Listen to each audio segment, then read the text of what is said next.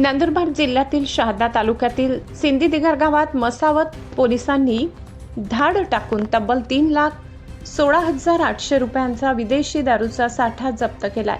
या प्रकरणी एका विरुद्ध महाराष्ट्र दारूबंदी कायदा कलम 65 अन्वये गुन्हा दाखल करण्यात आला असून आरोपी फरार आहे।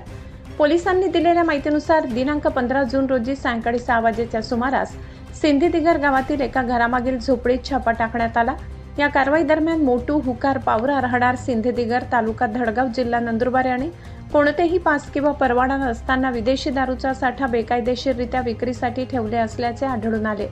छाप्यात 55 खाकी रंगाचे बॉक्स जप्त करण्यात आले।